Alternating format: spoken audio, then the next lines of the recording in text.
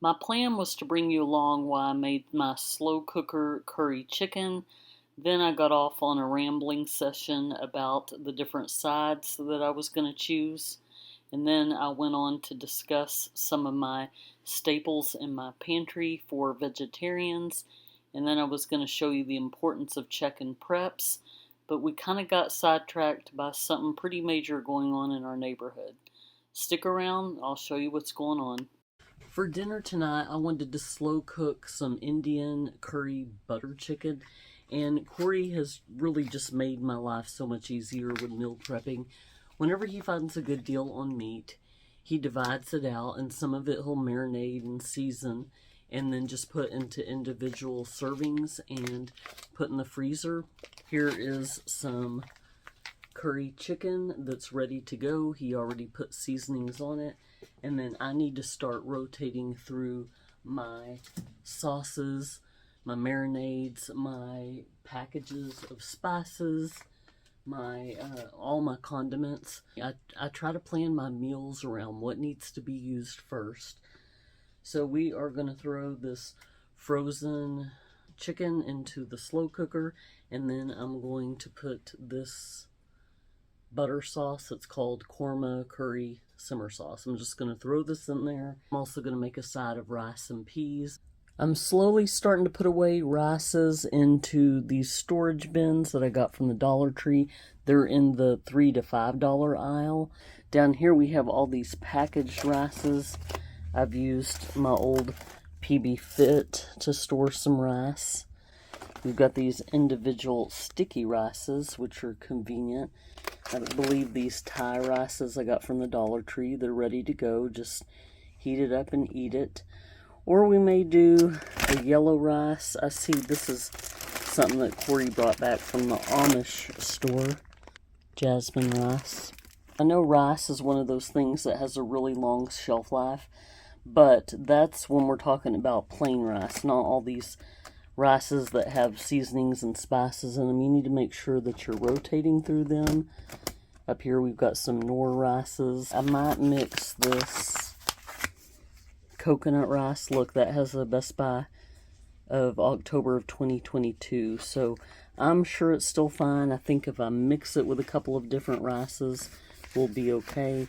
I absolutely love these bags of ready-to-go rices for if you lose power, or, well, I guess you wouldn't be able to heat it up in a microwave, but if you had a gas stovetop, or you could really, if push comes to shove, wouldn't really taste the best, but you could eat it as is. It's already cooked. You just wouldn't be able to heat it up in an emergency where you lost power.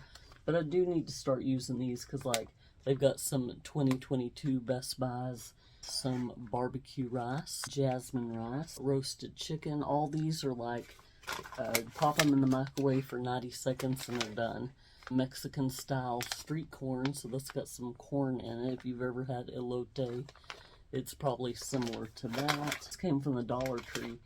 This is those Greek bowls by Loma. It's like a vegetarian brand. They have different flavors. They're actually pretty good. This one has chickpeas, olive oil and brown rice, barley and lentils, roasted chicken, white and red quinoa.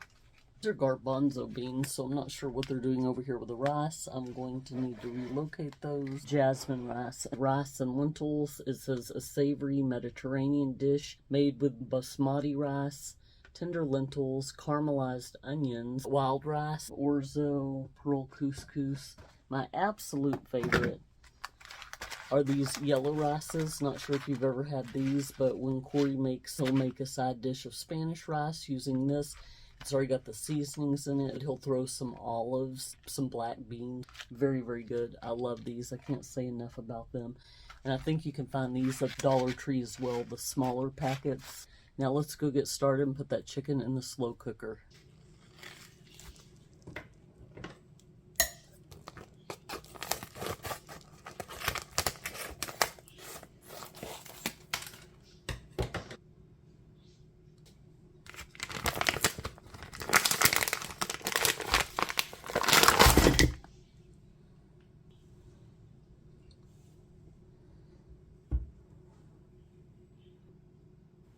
The reason I put a whole sweet potato in there is because I'm the only one in my family that will eat it, so it's not really necessary to cut it up and have them all have to dig it out.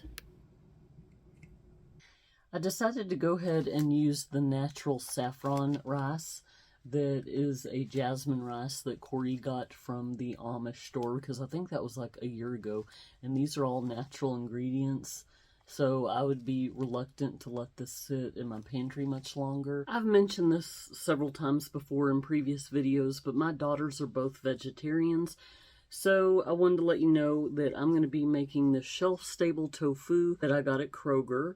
While I'm here, I've got this shelf of vegetarian alternatives for my children. Soy textured protein that is, I don't know, I guess you would say it's freeze-dried, and then whenever you're ready to cook with it, this would kind of replace ground beef. And in your dishes, you probably just add a little bit of water. I haven't used this yet, but you probably just add some water and kind of do a cold soak method. And then I have dehydrated some soy crumbles that were frozen.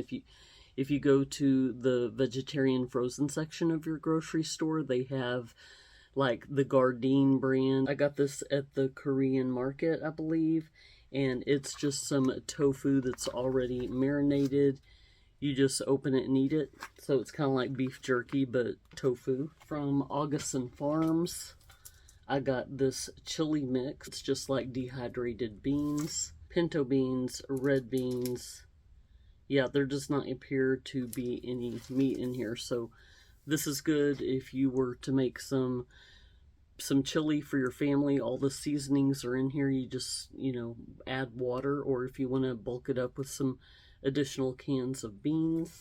Same for the Bear Creek chili. I love this stuff. It's really good. All you have to do is add a little can of tomato paste, but it does not have meat in it either. It's just the beans. So that is something to consider for your vegetarian loved ones. This is similar to the textured soy protein, but it's textured vegetable protein. Amy's is a good vegetarian brand too, and they make a very, very good chili. We love their chili.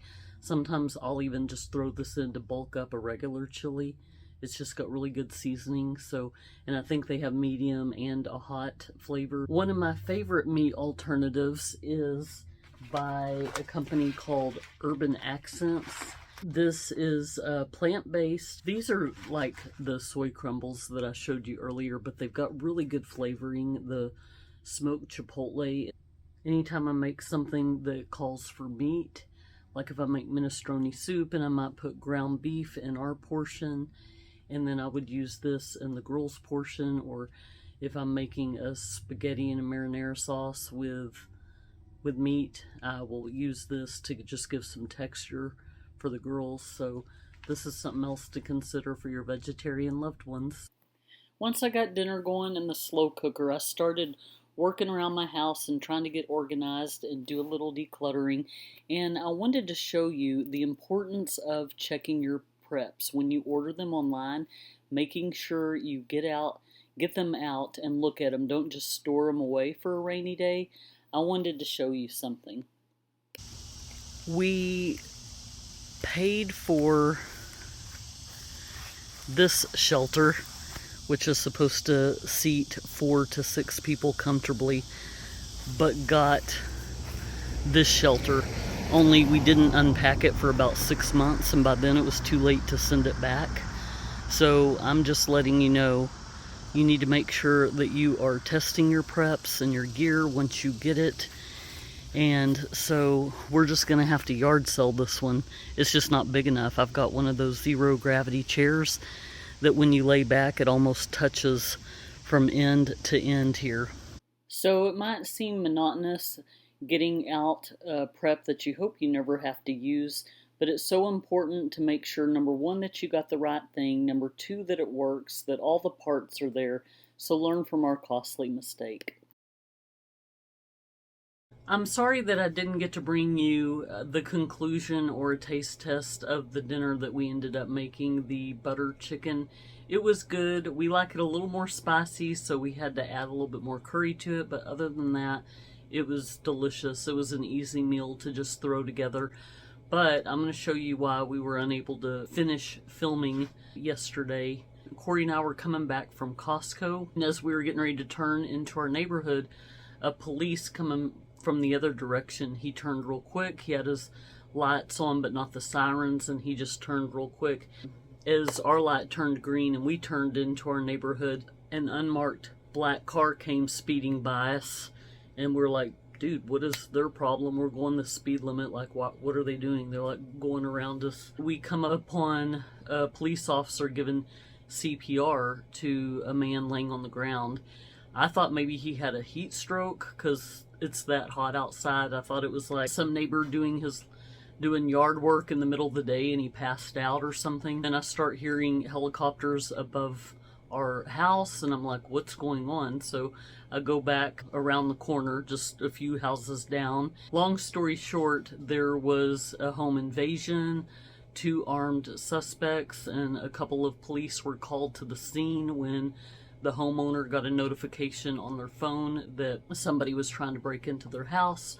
So the police were sent out there, and the 2 suspects ran opposite directions, and one of the guys got away temporarily. He was eventually caught, but the other guy, there was a scuffle between him and one of the police officers. The police officer was chasing him over a couple of different fences and backyards, and what we happened to drive by was him performing CPR on the guy because he pulled out a weapon, so the police officer shot him, and he's on administrative leave now while they do an investigation. This was on the news.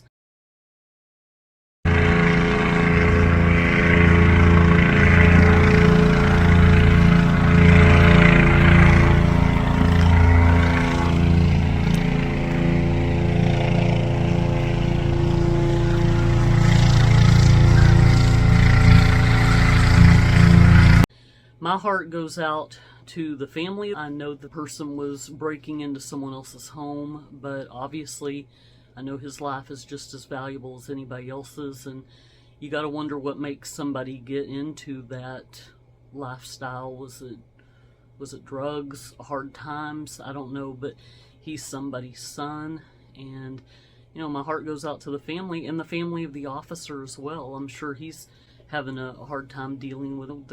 They're called to protect our community, and anytime you have to make a decision like that when your life is in danger, he did what he needed to do. So my prayers go out to everybody that was involved, and the homeowner. I hope that they were able to sleep okay last night. That's just such a scary feeling. And all of our neighbors, it's just kind of crazy times that we live in. Part of me wonders if we would have showed up a minute earlier driving by, would we have been caught in the crossfire? I mean, because it was literally on the curb right by where we were passing, where the cop was giving him CPR, so I'm guessing that's where the shot was fired. And I'm not making it about me, but those are the things that cross your mind when you can't even fathom something like that not only happening in your own community, but just happening a few doors down, and you're the one driving by moments after it happened. But these are crazy times we live in. I encourage everybody to get on the website called nextdoor.com. It is a social media network for neighbors that live in the same zip code, same community. And it's a good way to keep your eyes on each other, or that didn't sound right. It's a good way to keep your eyes on the neighborhood. It's kind of like an online neighborhood watch. It's also a good tool for meeting your neighbors, or if you have a pet that gets out of your yard, you can post it real quickly. A lot of pets are reunited with their owners through this app. It's just a good site to be on. So I highly recommend that everybody join it. Like the night before last, a girl said she woke up at 3 in the morning to some naked guy hovering above her. He took the contents of her purse. A point of telling you this story is we live in some crazy times, and there is a lot of desperation, and whether it's drug usage, people trying to escape, living conditions, job loss, whatever the circumstances, we need to be careful. And I think that that's a good message with regards to why it's so important to be prepared and have food and water and protect your property, and times are just getting crazy and they're only going to get crazier, so just make sure you stay safe out there. I hope you enjoyed part of this video. I was torn between, do I just erase it all or just go ahead and upload it and let you know what happened and why I was unable to finish. But I hope that everybody is doing well. I hope you'll have a blessed weekend. Stay cool, and I will see y'all next time. Bye, guys.